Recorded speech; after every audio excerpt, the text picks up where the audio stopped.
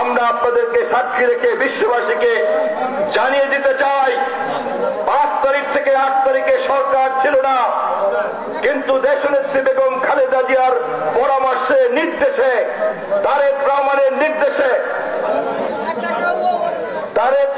নির্দেশে মহাসচিবের ব্যবস্থাপনায় বাংলাদেশে আমরা একটা অদৃশ্যমান সরকার চালিয়েছি। আমরা দেশে কেমন করে শান্তি থাকেন টের তো পান না।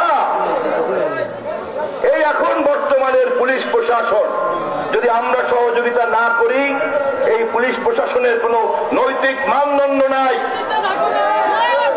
প্রতিদিন ফেসবুক খুললেই দেখা যায় ইউনিফর্ম পরে ছাত্রলীগের পুলিশরা কেমন করে মানুষ হত্যা করছে।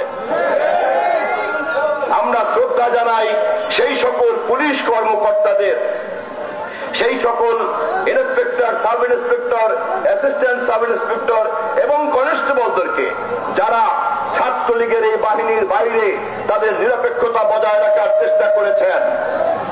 এবং আমরা প্রতিশ্রুতি দিতে চাই, পুলিশ সংস্কার কমিশন সম্পন্ন হওয়ার পর পেশাদারী পুলিশদেরকে আমরা নিশ্চয়ই পুরস্কৃত করব ইনশাআল্লাহ। আজ বাংলাদেশে এই পরিস্থিতিতে হাসিনা পালিয়ে গিয়েছে। আমাদের এখন জনগণকে রাষ্ট্র ক্ষমতায় যুক্ত করতে হবে। যত দ্রুত সম্ভব রাষ্ট্রের মালিক জনগণ, তাদের হাতে রাষ্ট্র বুঝিয়ে দিতে হবে।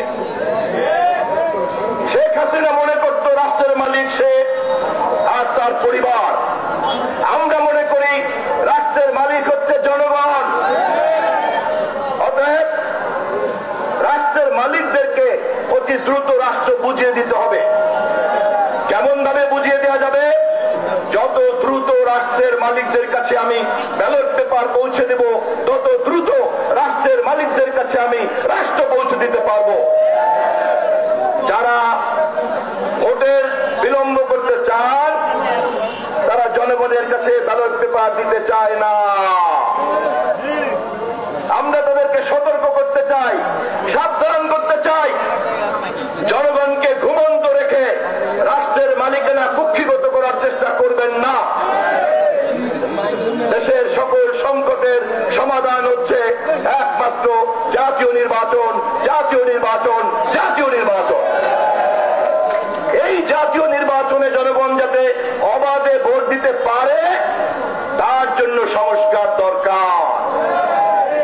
আমাদের নেতা নেত্রী এবং সমস্ত জোট, আমাদের নেতা দেশের তারেক রহমান, আমরা শর্ত দিয়েছি অবাধ নির্বাচনের জন্য যেই জরুরি সংস্কার, অবিলম্বে তা করতে হবে। বরঞ্চ তা করতে যদি বিলম্ব হয়, তাহলে আমরা আমাদের কণ্ঠস্বরকে কঠিন করব। আমরা এই সংস্কারের বিলম্বকে বরদাস্ত করব না। অবাধ নির্বাচনের জন্য যেই সংস্কার দরকার, তা করতে এত কেন দেরি হচ্ছে? ডক্টর ইউনূস সাহেব, আপনার কাছে বিনীতভাবে প্রশ্ন করে রাখলাম।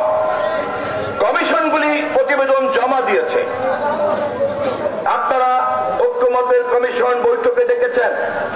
যত দ্রুত সম্ভব রাজনৈতিক দলগুলির সঙ্গে বৈঠক হবে। কমিশনের প্রতিবেদন দেওয়ার পরে আর রাজনৈতিক দলগুলির সঙ্গে বৈঠক হওয়ার পরে আর কি কাজ বাকি থাকে? কেবলমাত্র সংস্কারের প্রজ্ঞাপন জারি করা ছাড়া আর তো কোনো কাজ বাকি থাকে না। তাহলে কি কারণে একটি মহল নির্বাচনকে 2026 জুনে অমুক সময় তমুক সময় বলতে চান? যারা অপ্রয়োজনে সময় ক্ষেপণ করতে চান, তারা জনগণকে রাষ্ট্রের মালিকানা থেকে দূরে রাখতে চায়।